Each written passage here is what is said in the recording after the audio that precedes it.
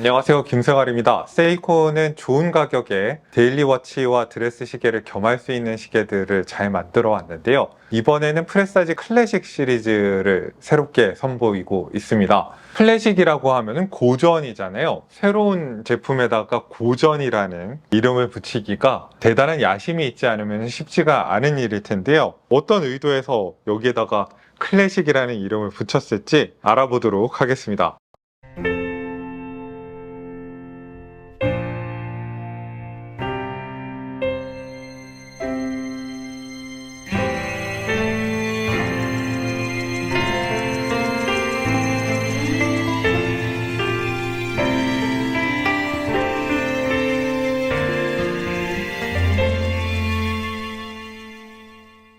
이 시계의 가장 클래식한 요소라고 하면은 일단 레이아웃을 꼽을 수 있을 것 같아요. 40mm라는 보편적인 사이즈의 미니멀한 인덱스와 알파형의 시분 초침을 매칭을 했는데, 재밌는 거는 초침의 카운터 밸런스를 시침의 형태랑 조응하도록 만들었어요. 그래서 미니멀하면서도 우아한 레이아웃을 만들어 놨다라고 얘기를 할 수 있고요. 그리고 또 이 시계의 특별한 요소라고 하면은 다이얼이 굉장히 입체적으로 구성이 되어 있습니다. 시계 유리가 돔형인 드레스 시계들은 그동안 많이 보셨을 텐데요. 이 시계는 다이얼도 커브드 다이얼이고요. 그 커브드 다이얼에 맞춰서 인덱스도 구부러져 있고, 분침과 초침의 끝까지 다이얼의 커브에 맞춰서 약간 구부러져 있습니다. 구부러진 금속 파트들이 빛에 좀 더 블링블링하게 반응하도록 됐을 뿐만 아니라 다이얼에 입혀진 텍스처들이 빛이 들어오는 방향에 따라서 좀 더 부각되도록 조성되어 있는 레이아웃이 인상적인데요. 커브드 다이얼과 커브드 유리 조합에서 분단위 눈금이 유리의 왜곡 때문에 사라지는 경우가 있잖아요. 얘는 이 분단위 눈금을 입체적으로 띄운 다음에 약간 45도로 다른 방향을 보게끔 분화구 모양으로 세워놔가지고 어느 방향에서 시계를 봐도 분단위 눈금이 항상 보이게끔 가독성과 입체성을 한꺼번에 챙겼다는 얘기를 할 수 있을 것 같아요. 이 시계에서 또 한번 눈여겨봐야 할 부분이 텍스처입니다. 일본의 전통 문화에서 영감을 받은 텍스처라는 점에서 또 클래식이라는 표현을 쓰지 않았을까 추정이 되는데요. 이번에 영감을 준 일본의 전통 문화는 옷감입니다. 여러 가지 색상의 다이얼이 지금 제 앞에 있는데, 일본의 옷감의 색상과 텍스처에서 영감을 받았다고 해요. 가장 기본적인 3핸즈의 날짜가 조합된 모델들의 세 가지 색감은 하나씩 살펴보면은, 이 크림 화이트 다이얼은 염색되기 전에, 어떤 색깔이 들어가기도 전에 천연직물의 색상을 보고 영감을 받았다고 하는데요. 거기에 잘 폴리시 된 시분 초침과 인덱스, 그리고 하얀색의 날짜 창을 조합해서 가장 호불호를 타지 않을 것 같은 깔끔한 느낌의, 깨끗한 느낌의 데일리워치가 만들어지지 않았나 싶고요. 두 번째 색상부터는 이번 시계의 유니크함이 더 잘 드러나는 조합이라고 할 수 있을 것 같은데요. 에도 시대에 유행했던 어두운 녹갈색이라고 해요. 검은색으로 보이기도 하고 회색으로 보이기도 하는데, 텍스처랑 같이 만나면서 녹색 기운이 돌기도 하고 갈색 기운이 돌기도 하거든요. 가장 매트한 느낌이 드는 질감인데, 이 매트한 느낌에 잘 맞도록 시침과 분침 그리고 인덱스를 매트한 피니싱을 했어요. 거기에 초침만 폴리싱을 해서 매트한 질감과 반짝거리는 블링블링한 질감의 대비를 잘 활용했다는 거. 그리고 날짜창도 아까는 흰색이었잖아요. 여기는 흑백 반전이 되어 있는 검은색의 날짜 디스크를 써가지고 이런 디테일에 대한 주목이 굉장히 좋은 이번 프레사지 클래식 컬렉션이라는 얘기를 할 수 있을 것 같아요. 그리고 3핸즈 데이트 모델의 마지막 색감은 세먼 다이얼입니다. 세먼 다이얼인데 여기서는 뭐라고 부르고 있냐면은 씻은 감색이에요. 가장 반짝이는 다이얼입니다. 이 텍스처가 빛을 받으면 반짝반짝하게 반응을 하거든요. 그래서 뭔가 하이엔드 드레스 시계에서 봤던 것 같은 질감과 광택 같은 거를 보여주는데, 이 광택에 어울리게 다시 여기서는 폴리싱된 아플리케 인덱스와 시분 초침을 활용을 한다는 거, 그리고 날짜 디스크 색상은 다시 흰색으로 돌아왔습니다. 그리고 오픈하트 모델이 있는데 오픈하트 모델은 좀 파격적인 비대칭적인 구성을 가지고 있습니다. 사실 오픈하트를 찾는 분들은 기계식 시계를 관찰하면서 특이한 기믹 같은 걸 추구하는 분이니까 이런 비대칭적인 레이아웃이 맞지 않나라는 생각이 들거든요. 9시 방향에 이제 오픈하트를 통해서 움직이는 밸런스와 팔레포크랑 이스케이프 휠도 보이거든요.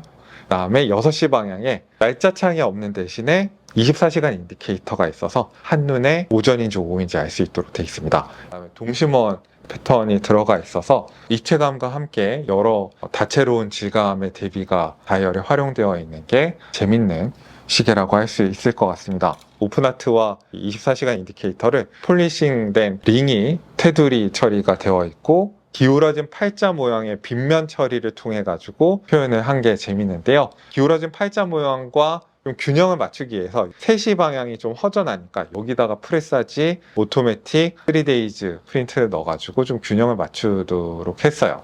염색되기 전에 천연 직물의 색감을 살린 크림 화이트 색감이 여기서도 활용이 되는데 패턴은 좀 다릅니다. 앞서 3Nz 데이트 모델은 촘촘하게 짜인 직물의 느낌의 질감이 활용됐다면 여기는 방상으로 퍼져나가는 옷감의 주름 같은 느낌이 활용이 됐거든요. 이게 선버스트 브러쉬 같기도 하고 그리고 마지막 색상은 승려들의 승복에서 영감을 받았다고 하는데 진한 회색이에요. 진한 회색인데 무난하게 가지는 않았습니다. 그라데이션이 약간 들어가 있어서 가운데 부분은 좀 밝고 가장자리로 갈수록 좀 어두워지게 했고 여기도 시분침이랑 인덱스는 매트한 느낌으로 활용을 하고 시침과 같은 모양의 카운터 밸런스가 들어가 있는 초침 부분만 폴리싱을 해서 이제 매트한 질감과 폴리싱된 질감의 차이를 활용하고 있다는 거. 여기는 특히 또 재밌는 게 오픈하트로 보이는 노출된 브릿지 부분이 폴리싱이 돼 있으니까 폴리싱된 브릿지와 초침 부분이 대응을 하는 게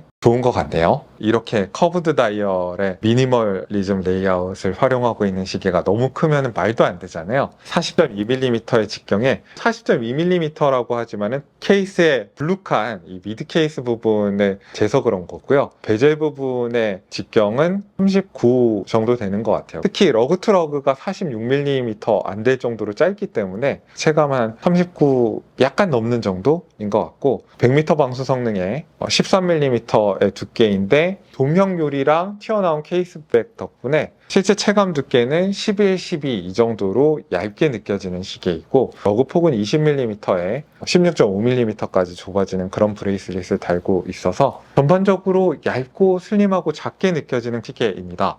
수치로는 그렇게 안 들릴 수 있는데 유선형과 곡선 그리고 매트한 질감을 잘 활용해가지고 수치에 비해서 좀 작게 느껴지는 시계이고 직접 차보고 크기와 두께에 대한 체감을 판단해 보시라고 말씀을 드리고 싶습니다. 케이스의 폴리싱을 주로 활용하긴 했어요. 유리의 곡선을 받아주면서 폴리싱된 베젤이 들어가는데 베젤이 약간 스텝이 들어가면서 2단으로 나눠지거든요. 이제 러그 정면은 사틴 브러쉬가 들어가고 그리고 다시 이게 폴리싱된 측면으로 이렇게 넘어가는 폴리싱과 브러쉬의 대비 같은 게 약간 반복되는 이런 형태의 케이스를 가지고 있고 100m의 방수 성능을 가지고 있는 시계라고 아까 말씀을 드렸잖아요. 데일리 워치로서의 편의성에 또 신경을 쓴 것 같거든요. 드레스 시계가 크라운이 너무 작아가지고 잡기 힘든 경우가 많은데 얘는 크라운을 크게 잡되 너무 크라운이 튀어나와서 못생겨 보이지는 않게끔 크라운을 케이스 안쪽으로 박아놨어요. 수동 감기 할 때 편하게 돌릴 수 있으면서 또 크라운이 이렇게 막 튀는 느낌은 아니다.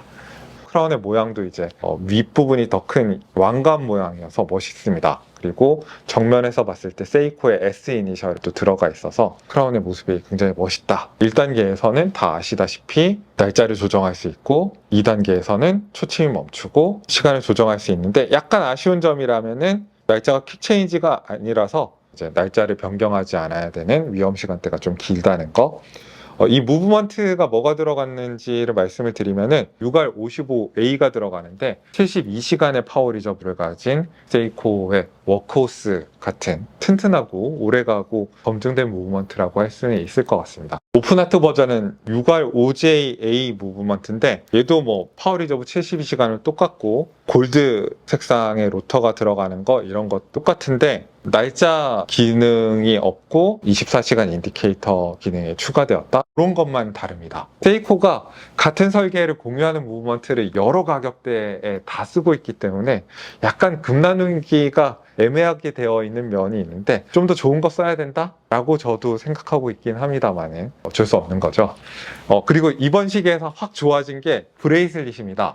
주빌리랑 총알 브레이슬릿을 섞어 놓은 것 같은 굉장히 많은 조각이 들어간 브레이슬릿이 들어가는데 U자형의 새롭게 설계된 링크 형태 덕분에 손목을 착 감싸주면서도 실체감이 있거든요. 굉장히 유연하고 부드러워서 손목에 차고 있으면은 굉장히 좋은 착용감을 준다. 핀앤칼라 방식으로 길이 조정을 할 수 있도록 되어 있는데 링크 하나하나 간의 길이가 굉장히 짧아가지고 미세 조정은 없지만은 자기 손목 둘레에 딱 맞게 길이 조정을 할 수 있을 것 같고 버터플라이 클래스프도 너무 크지도 작지도 않아가지고 버튼식이라서 편하게 탈착을 할 수 있을 것 같습니다. 어떤 색상이 여러분들은 제일 마음에 드시나요? 저는 이 세먼 다이얼 거의 하이엔드 느낌의 촘촘한 패턴 때문에 가장 마음에 들었던 것 같고 크림 화이트 색상의 데이트도 이 옷 세 가지 색상이 다 마음에 드는 것 같아요. 다 너무 잘 나왔고 이번에 브레이슬릿까지 살만하게 보통 세이코는 시계 딱 받으면은 브레이슬릿 딴 걸로 교체하면 최고입니다 이렇게 리뷰를 보통 했었는데 이번에는 브레이슬릿 교체 안 해도 된다고 그런 얘기 처음 하는 것 같아요. 이거 브레이슬릿 교체 안 하고 그냥 차셔도 됩니다.